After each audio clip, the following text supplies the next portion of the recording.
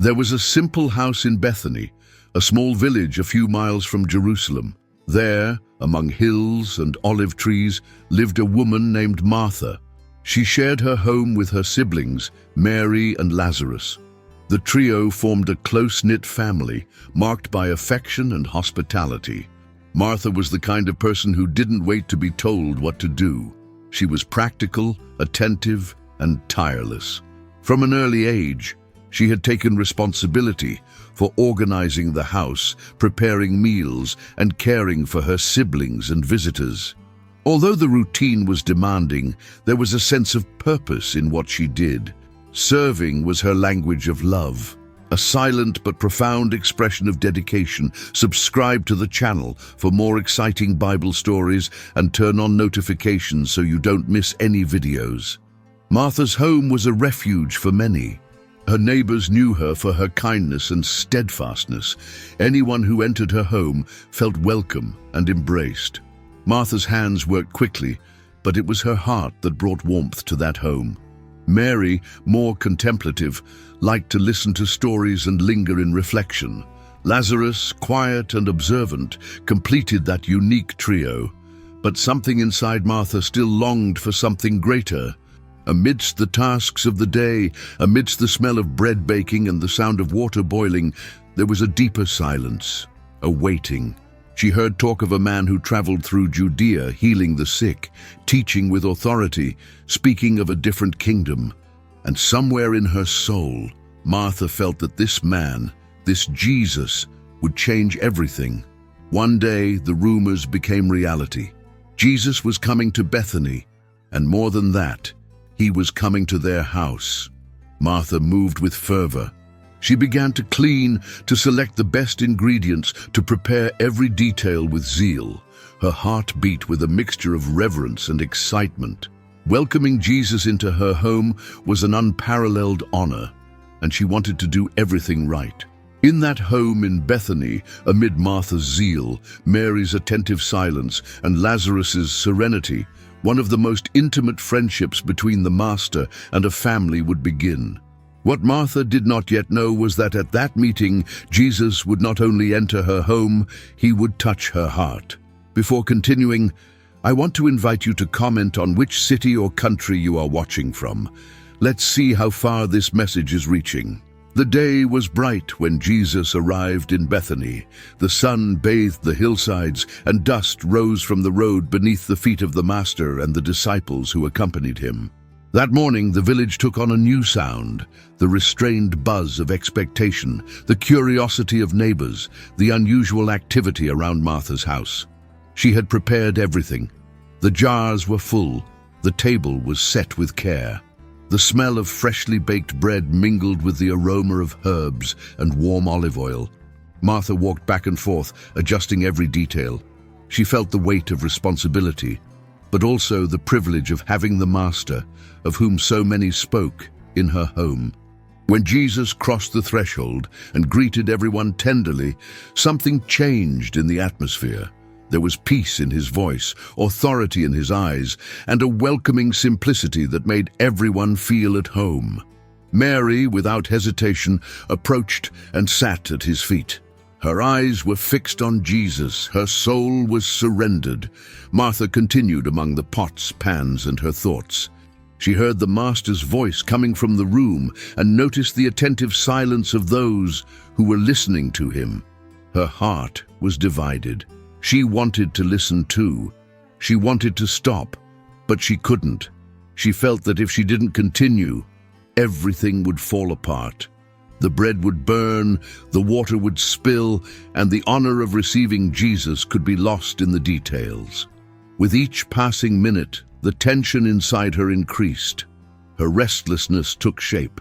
While Mary remained there, serene, Martha felt alone in her efforts. She began to think, why am I doing everything? Why doesn't she help me?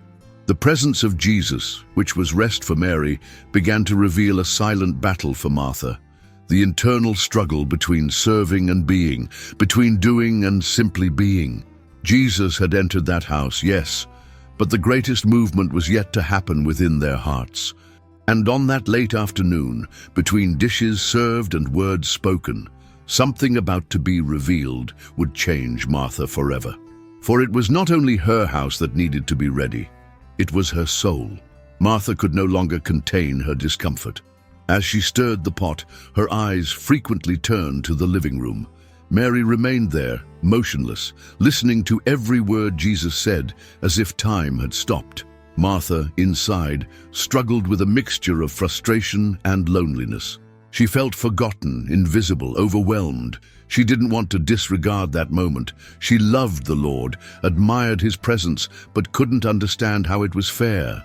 She was tired, and Mary's apparent indifference hurt her sense of balance. The silence of the house, punctuated only by Jesus' voice, contrasted with the turmoil of her thoughts. Finally, Martha approached. Her steps revealed urgency, her voice a veiled request for recognition. "Lord, don't you care that my sister leaves me to serve alone? Tell her to come and help me." It was more than an outburst.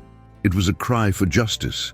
She wanted Jesus to see her effort, to recognize her zeal. But the answer did not come as she expected. With tenderness and firmness, Jesus looked at her and said, "Martha, Martha." His tone was gentle but penetrating. By repeating her name, he was not rebuking her harshly, but calling her back, not to her tasks, but to the center. "You are anxious and worried about many things." His words did not condemn her service, but exposed the inner turmoil that was taking hold of her. Jesus did not ignore her effort, but invited her to something deeper, to realize that sometimes zeal can take us away from communion. Mary has chosen the good part, and it will not be taken away from her. Mary was not being passive. She had made a choice. And that choice, Jesus said, was the best one. For Martha, it was a silent shock.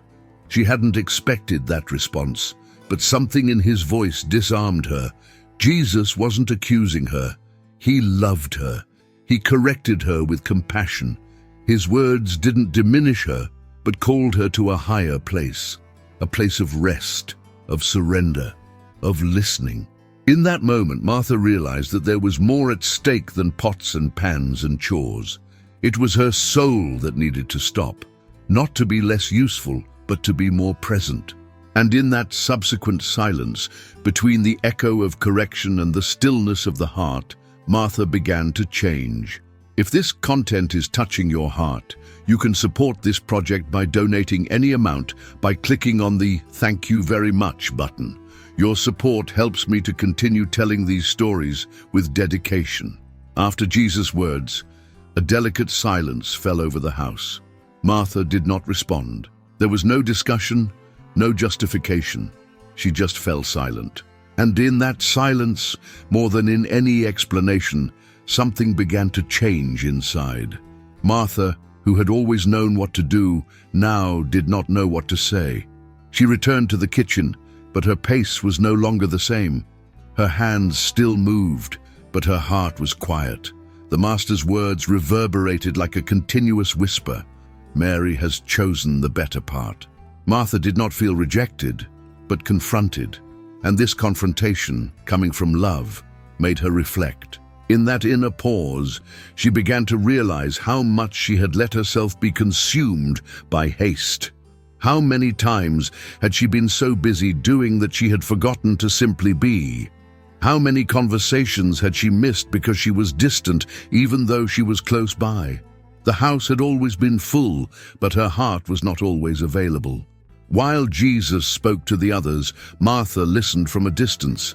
Every sentence, every parable, every glance from him carried more than words. It brought healing. She was no longer just preparing a meal. She was being fed in a different way, even without sitting at his feet. And in that teaching silence, Martha learned to listen without interrupting, to serve without losing herself. She discovered that Jesus did not despise her dedication, but wanted her wholeheartedly, not just her hands, but her heart. Zeal was not the problem. Restlessness was. In the days that followed, Martha began to observe herself more closely. Jesus' presence had not only passed through her home, it had left a mark. Something in her way of serving began to soften. Urgency gave way to listening. Anxiety gave way to rest. Martha did not cease to be who she was. She remained careful, practical, generous. But now there was a new lightness. She no longer served to be seen, but because she understood the value of welcoming with a peaceful spirit. And even in silence, her soul was already responding to Jesus' call. It was this meaningful silence that paved the way for a deeper faith, a faith that would soon be tested in the face of pain she never imagined she would face. Time passed, and the house in Bethany returned to its routine. Martha continued to take care of the details, Mary remained attentive to the invisible, and Lazarus, always serene, maintained the balance of coexistence. But one day, without warning, the peace was interrupted by a faint groan, cold sweat, and a fever that would not subside. Lazarus was sick. At first, Martha tried to maintain control. She prepared infusions, cleaned the room, did everything she knew how to do. But with each passing hour, Lazarus' breathing became more difficult, his gaze more distant. Fear, subtle, began to seep into the walls of the home. Martha and Mary looked at each other, and the decision was unanimous. Send for Jesus. They knew where he was, and they knew what he could do. A messenger was sent in haste with few words, but words laden with hope. "Sir, the one you love is sick." Martha believed he would come. After all, he was a friend of the family and had healed so many others. Why wouldn't he come now, when it was Lazarus? She watched the door anxiously, hoping to see the Master's silhouette in the distance. But the days passed, and Jesus did not come. Lazarus got worse, and then, with one last breath, he passed away. Crying filled the air. Mary collapsed. Martha tried to be strong, but her soul was in pieces. The house was filled with neighbors and lamentations, but the emptiness was irreparable. Jesus had been warned. He knew, but he did not come. For the next 4 days, Martha lived in mourning mixed with confusion. She still believed, but she did not understand. Her heart tried to keep the faith, but the pain was overwhelming. Why didn't Jesus come? Why did he allow this to happen? The Master's silence was now an unanswered question. Even so, Martha did not give up. Her love for Jesus was not broken. It was only thrown into the fire of waiting and loss. And when she finally heard that the Master was approaching, her impulse was not to hide. It was to get up, wipe away her tears, and go to meet him. For even though she was wounded, Martha still believed. When the news came, "The Master is coming," Martha did not hesitate. She quickly got up and went out to meet Jesus even before he entered the village. Mary stayed at home, surrounded by those who comforted her, but Martha needed to see him. She needed to understand. She needed to talk. She walked with a heavy heart, each step carrying days of waiting, pain, and faith mixed with frustration. When she saw him, her eyes filled with tears. His figure, so familiar, so long awaited, provoked a whirlwind of emotions. When she found him, her words were direct, honest, without pretense. "Lord, if you had been here, my brother would not have died." There was no accusation in her voice, only regret. It was a painful statement, but also one full of faith. She believed that he could have prevented the tragedy, and in some way she still believed that something was possible.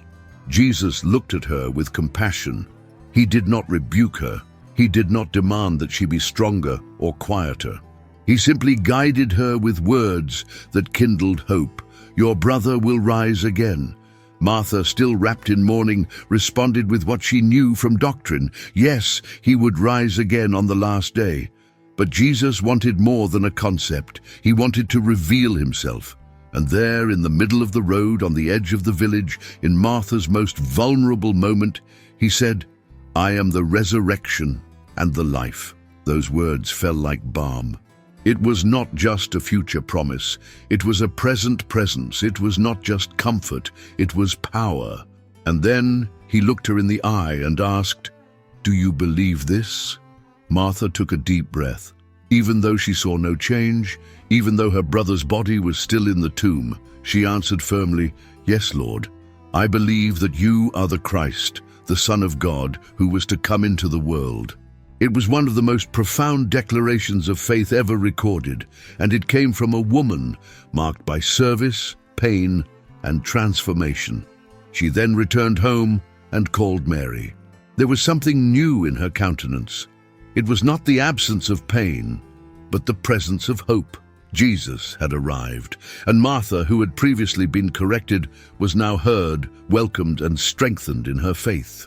The reunion with the Master did not bring easy answers, but it did bring the presence that changes everything. Martha walked alongside Jesus toward the tomb. Behind them, Mary and other Jews followed in silence, still wrapped in mourning. The atmosphere was heavy, laden with pain and expectation. The stone was still there, closing the entrance to the tomb where Lazarus had lain for 4 days. Upon arriving, Jesus stopped. His gaze rested on the place, and a deep commotion took hold of him. Martha watched. Even in the midst of loss, she felt that something greater was about to happen, but the next moment would challenge her deeply. "Take away the stone," said Jesus. The request sounded strange. Martha hesitated. She approached and whispered respectfully, "Lord, he already smells bad, for he has been there 4 days." It was the voice of reason, of the reality her eyes saw, but she soon remembered what he had said to her. And Jesus reminded her too, "Did I not tell you that if you believe, you will see the glory of God?" There, between logic and faith, Martha made her choice. She argued no more. She made room for the stone to be removed.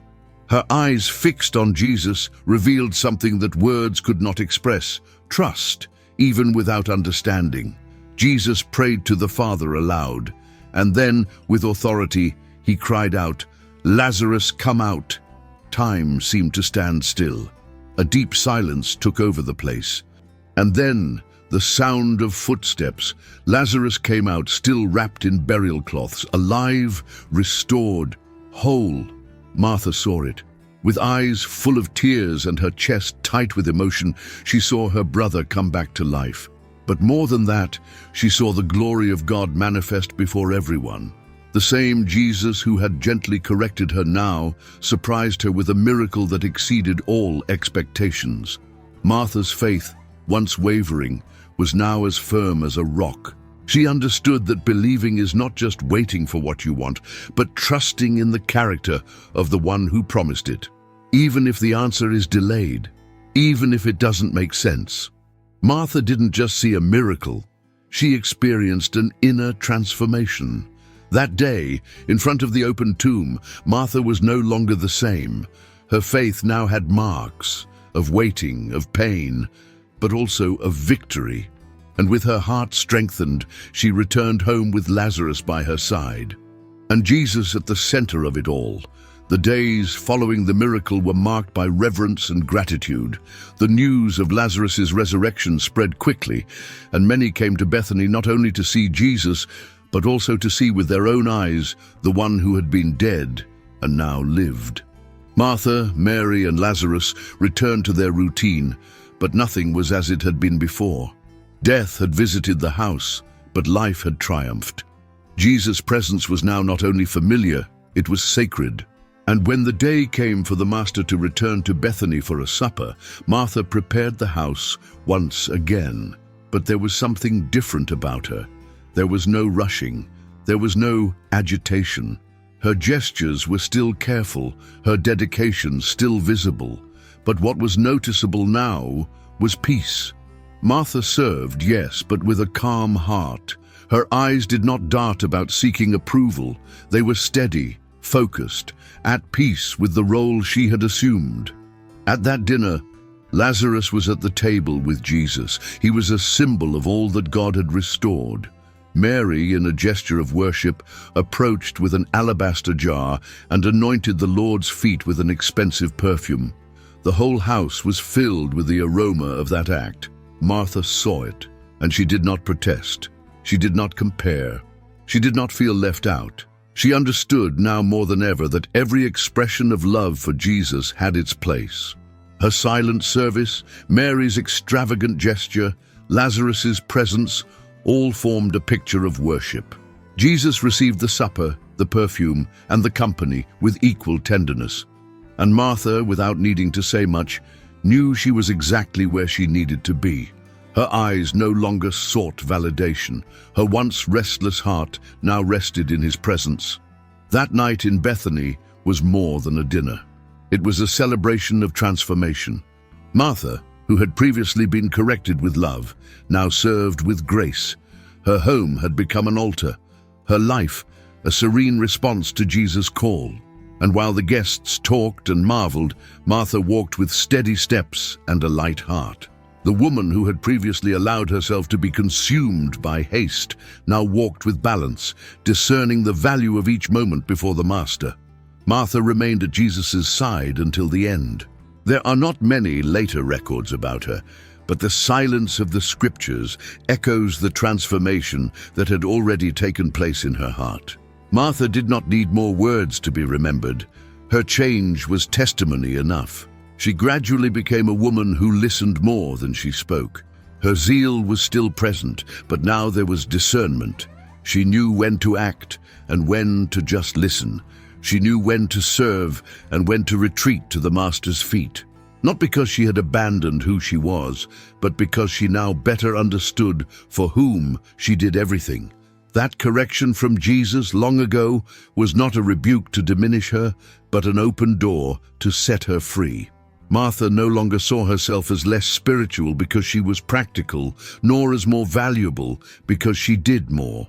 She understood that before Jesus, what mattered was the disposition of the heart, not performance, not results. Over time, her maturity became visible. She was the one who calmed others, who welcomed the afflicted, who listened attentively. Her home continued to be a place of welcome, but now there was a new atmosphere there. Serenity. Martha was a presence. She no longer needed to prove anything. Her faith was rooted. The words that might have hurt her before were now seeds.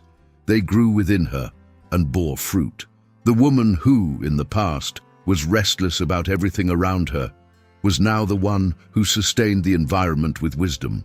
She had learned that listening was a profound way of loving, and she loved Jesus, not only with what she did, but with who she had become.